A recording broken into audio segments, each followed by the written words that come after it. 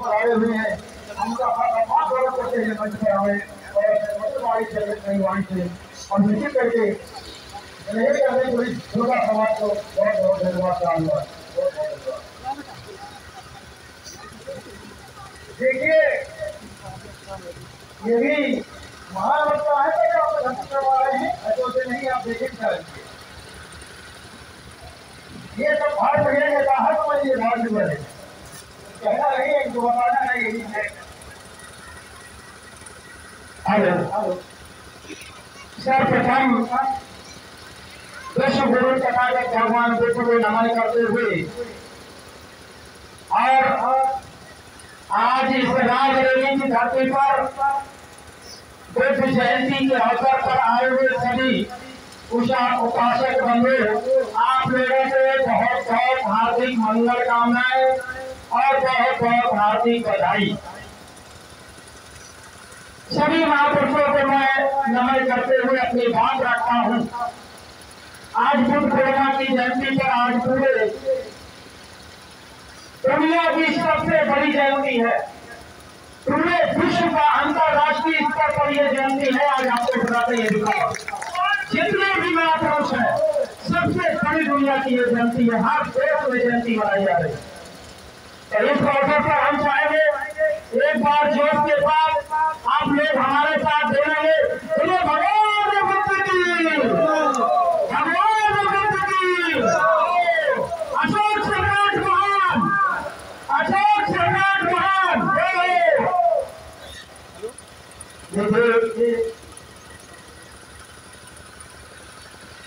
अभी जैसे कि कोई मुझे पता बहुत सारे बताने होंगे, हम ये बात बताएंगे।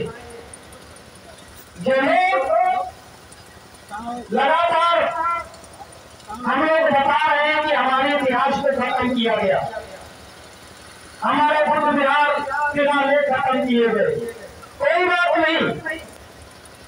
जब जागे तब सवेरा, 6,443 जातियां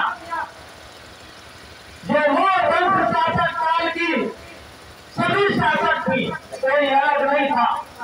आज कोई पासी है, कोई जाटा है, कोई चौधरी है, कोई पाल है, सब एक साथ शासन करके हुए मिलकर वो शासन काल था कि अशोक सम्राट कहावत है कि एक साथ में भेड़ और बकरियां पानी पीते थे।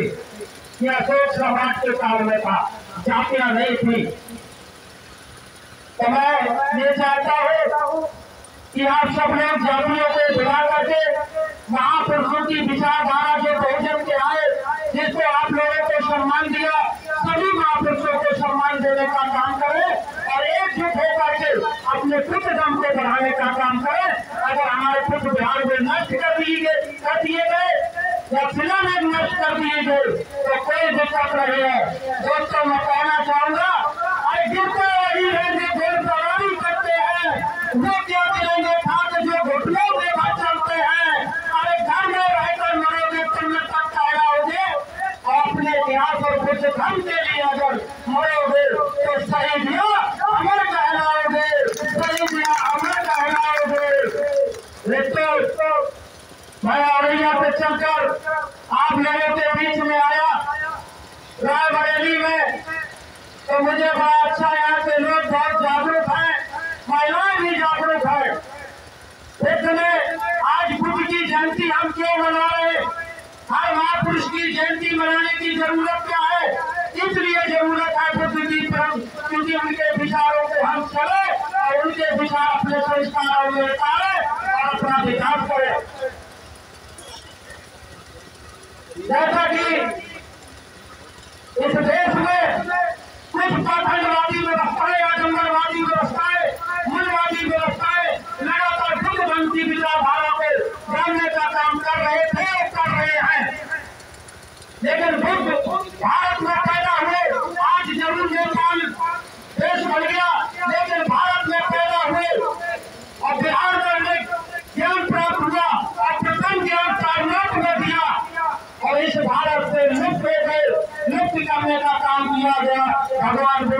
बलवादी विचारधारा लोगों को ये किसी जात और धर्म के हो सकते हैं, तो ये जात का व्यक्त नहीं हो सकता है, किसी जात का भी व्यक्त हो सकता है। तो क्यों ऐसा, क्यों खुद की विचारधारा को जानने का काम क्यों किया गया? इसलिए किया गया क्योंकि अगर आप जान जाओगे, बुद्ध ने कहा बुद्धं शरणं गच्छामि, अंधविश्वास पाखंड से हटकर विज्ञान की तरफ जाओ। फिर उन्होंने कहा धम्मं शरणं गच्छामि, यानी कि प्रकृति की शरण में रहो और प्रकृति और विज्ञान का एक संगम शरणं गच्छामि, एक संघ तैयार करो और वो संघ होगा तो विश्व में राज करेगा और शासक बनेगा। ये मौत समाज के लोगों, आप लोगों को अभी भी वक्त है, अगर आप लोग अभी भी न समझे तो मैं सीधे सीधे कहना चाहता हूँ, जिस समाज के लोग अपने इतिहास नहीं जानते उस समाज के लोगों की कभी पहचान नहीं होती और न ही सम्मान मिलता है।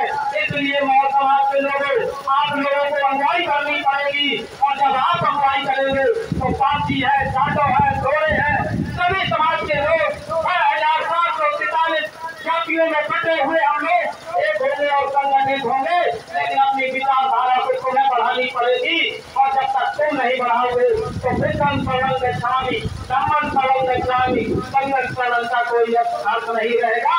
अगुवाई तो किसी न किसी एक को करनी ही पड़ेगी।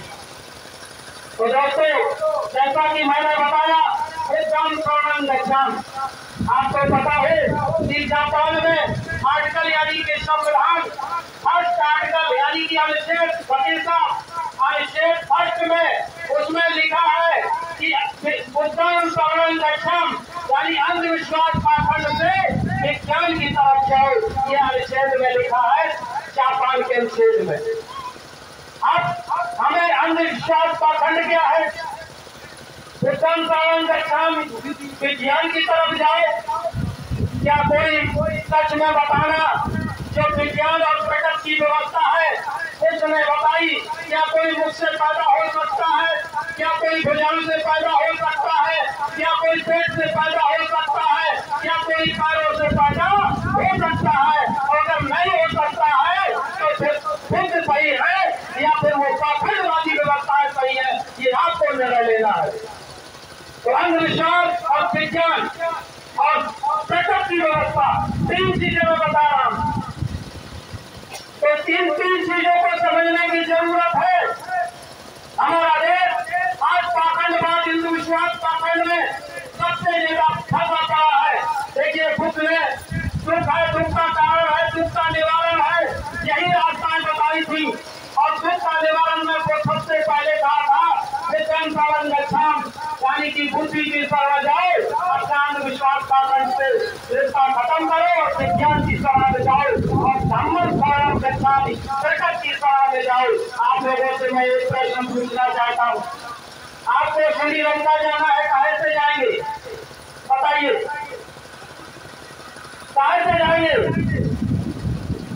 जहाज से जाएंगे कि नहीं जाएंगे? या तो वजह में जाएंगे या पानी वाले से जाएंगे। जाएंगे तो जहाज से। अब मैं कहना चाहता हूँ कि आप कितना भी अमल कर लो, कितना भी पाखंड बना लेना कि ये वो वाला किनारा, श्रीलंका वाला किनारा, और श्रीलंका चल के इंडिया में आ जाए और हम सामग्री करके और हम फिर वहां पर बैठ कर फिर वो उस पार पहुंच जाए तो क्या पहुंच जाएगा? क्या पहुंच जाएगा? तो माता बहन आप हाथ को हिला रही, लेकिन सच्चाई तो बहुत बड़ी बात आप परेशान हमारे भैया लोग आप की वजह से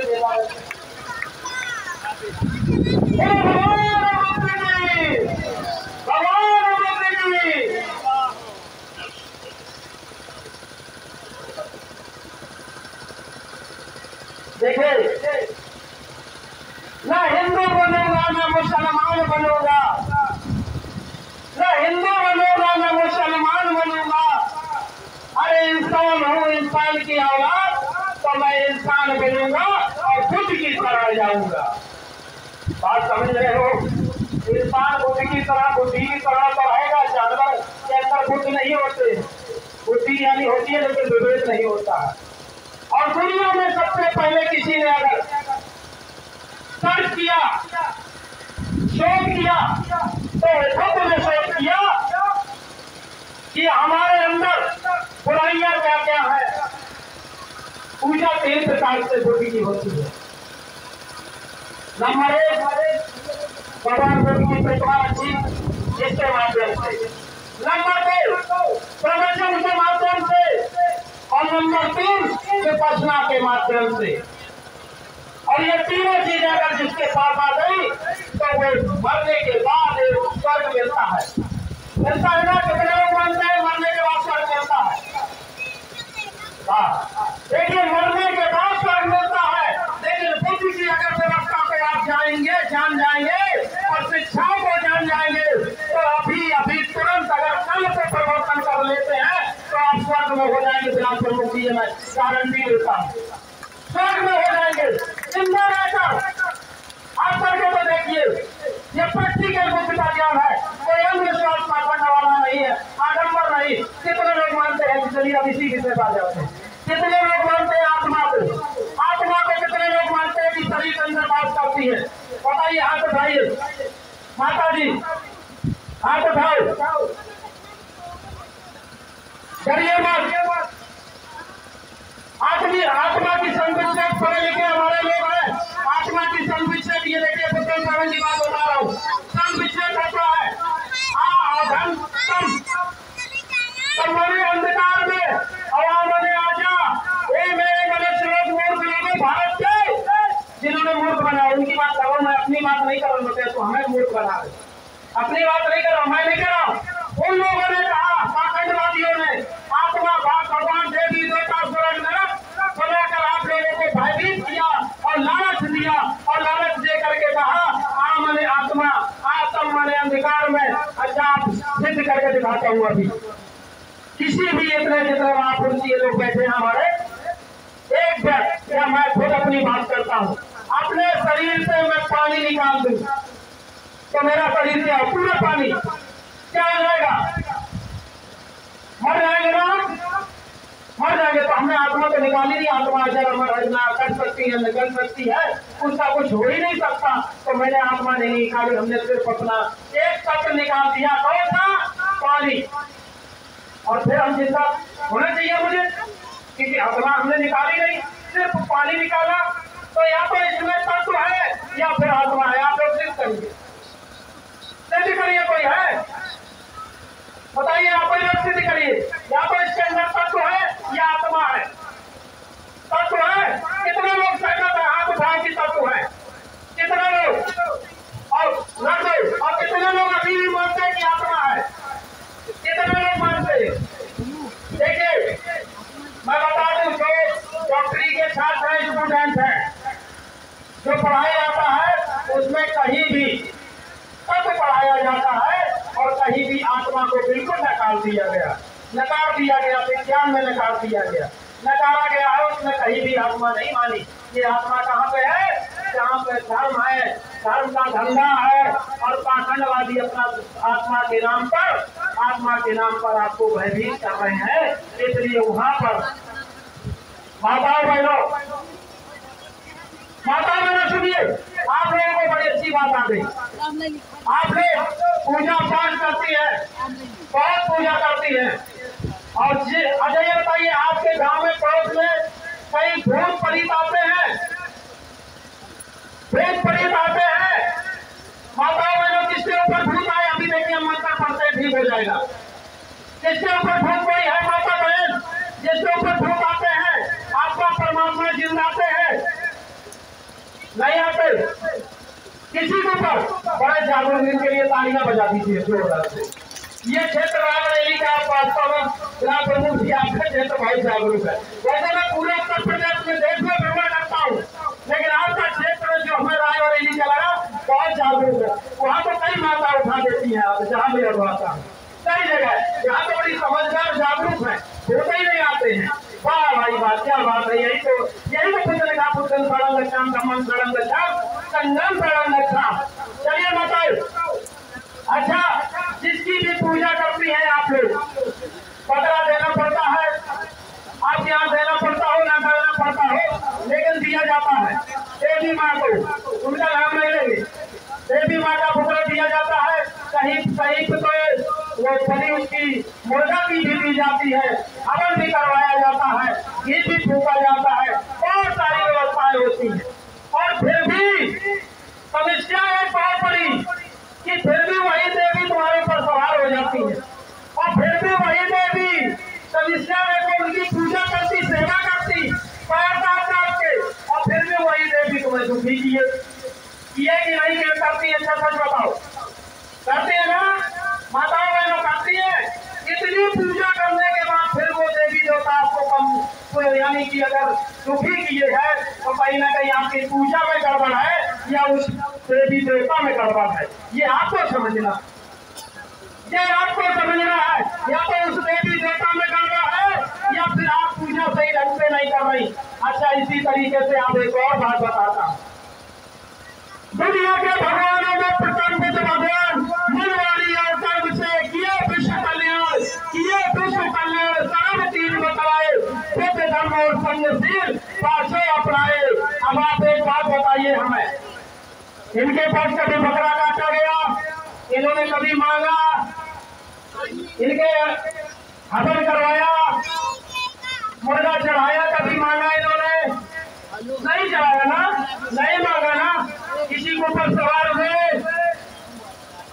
तो कौन भगवान सही है? ये वाले भगवान मैं सिद्ध करके बताऊंगा। मैं झूठी झूठी भाषण लेने नहीं आया हूँ, मैं सिद्ध करता हूँ। देखिए भगवान बुद्ध ने, देखिए भगवान ने ये भी नहीं कहा कि हमें भगवान कहिए, बुद्ध ने ये भी नहीं कहा कि मेरी पूजा करिए। बुद्ध ने कहा मेरी शिक्षाएं है, उन शिक्षाओं पर चलिए आप। मैं आज उत्तर प्रदेश में 563 प्रतिमा लगाने का काम कर रहा हूँ, मेरी 58 प्रतिमाएं लग गई हैं। मैंने पढ़ा जब अशोक सम्राट बुद्ध को जो द्वारा भूले कनिष्ठ राजा जिन्होंने सबसे पहले बुद्ध की प्रतिमा लगाने का, स्थापित करने का इस भारत में शुरुआत की, तो मैंने कहा इन महापुरुषों ने इतना संघर्ष किया, किसके लिए किया? हम सबके लिए किया ना। जब हम सबके लिए किया तो हम लोगों का फर्ज क्या बनता है? हमें सम्मान दिया, बाबा साहब अम्बेडकर ने संविधान दिया, जो द्वारा फूले ने शिक्षा देने का काम किया, लेकिन हम उनके लिए क्या दिया? अगर आप शर्ट खरीदने जाते हैं, अगर शर्ट खरीदने जाते हैं उसकी कीमत देते हैं कि नहीं? आप बताइए, कपड़े माता मैंने खरीदती है, कीमत देती है कि नहीं? देती है। और तुम्हें तो सब कुछ दे दिया भगवान बुद्ध, अशोक सम्राट ने, जो पूरे बाबा साहब अम्बेडकर ने सब कुछ दे दिया, तुमने उनको क्या दिया? बताओ क्या दिया तुमने? दिया कुछ? बताओ क्या दिया आप लोगों ने? तो मैं आज यहाँ पे आप लोगों से यही अपील करके जाता हूँ कि आप लोग इनके देने लायक नहीं कुछ, सिर्फ एक विषय से बढ़ते हैं।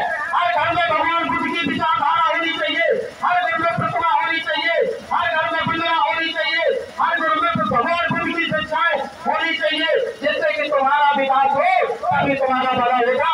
नहीं तो आप ऐसे ही डर की किसी भी देवी देवता की आप पूजा करते रहिए, कितनी भी गंगा आते रहिए, लेकिन आपके पास कभी भूलेंगे नहीं। जब तक भगवान बुद्ध की शिक्षाएं नहीं पाएंगे, तब तक भगवान बुद्ध की विचारधारा को नहीं समझेंगे।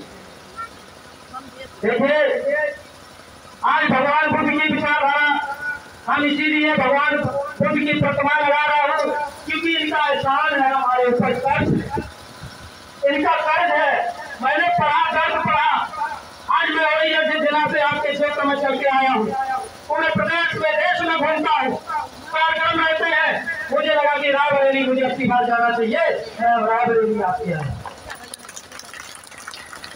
तो ये दर्द है, इस कष्ट होता है, और खासकर उस समाज के महापुरुषों की जो आज पूरे विश्व में विश्व विजेता कहे गए, जिनकी पहचान है। जब मैं विदेशों में जाता हूँ या कई देशों में घूमा हूँ, अगर हम ये कहते कि कुशवाहा समाज से है तो वहाँ कोई नहीं मुझे जानता। मैं कहता हूँ क्योंकि हमारे यहाँ कुशवाहा लिखते हैं, तो हम अगर ये कह दें कुशवाहा है, अगर वंश पूछे कोई नहीं जानता। अगर ये कह दिया गया कि हमारा मार वंशी है तो आप पैर पकड़ लेते हैं स्वदेशी लोग भी। ये आपकी पहचान है, इसलिए आप लोगों को अगुवाई करनी पड़ेगी आपको।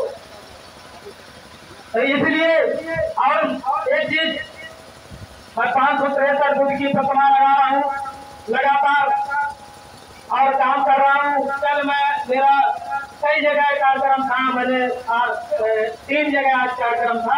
कल हमने पंचशील के पूरे झंडे अपने क्षेत्र में वितरण किए। कल के मेरा यूट्यूब चैनल है, उसमें मिल जाएगा कमलेश कुशवाहा 563। सारे कार्यक्रम मिलते रहेंगे, थोड़ा सीखिए उसमें से, और जिसको भूत प्रेत आते हो उसको जरूर सिखाइए माताओं बहनों। कमलेश कुशवाहा 563 इसलिए लगाया कि मैं प्रतिमाएं भी लगा रहा हूँ और 563 ईसा पूर्व भगवान बुद्ध का जन्म भी हुआ था, इसलिए मैं पीछे कमलेश कुशवाहा के पीछे 563 लिखता हूँ। देखिए माताओं बहनों, आप भगवानों की पूजा करते समस्या ये हमारे भाई हैं, इनको कोई दिक्कत नहीं। अगर कहीं वो तो ये बात अच्छा है कि आप लोग जैसा अमेरिका में मंदिर नहीं है, अगर अमेरिका में मंदिर हो तो माताओं बहनों को कहीं बुरा मत मानना। माताओं बहनों, सच्ची बात नहीं कर रहा हूँ। अगर अमेरिका में मंदिर हो तो अगर ये इनको सपना आ जाए कि मन्नत मांगी कि वहाँ पर अमेरिका में एक मंदिर है और वहाँ मुझे बेचे को, वहाँ की मैंने मन्नत मांगी। अब बताओ भैया, किसान आदमी क्या करेगा? खेती बेचेगा कि नहीं? लेकिन ले जाना पड़ेगा, क्योंकि आजाद हट, क्रिया हट और बाल हट बड़ा कठिन होगा, नहीं तो घर हो। तो आपके लिए अपने जगह बोलता हूँ, थोड़ा मन मानिए, है सच्चाई। माताओं बहनों समझिए, देखिए भगवान बुद्ध की वंदना होती है, इसको बड़ा अच्छी तरीके से समझिएगा। भगवान बुद्ध की वंदना होती है, अन्य देवी देवता की आरती होती है कि नहीं? वहां पे आप कहती हो उनकी जय, किनकी जय? जिस देवी देवता की हो उसकी गाती हो, जय करती हो। और यहाँ क्या बताया जाता है कि पार्वती माता बेरमणि सिक्का परम समाधि, यानी बिना कारण प्राणी हिंसा नहीं करना।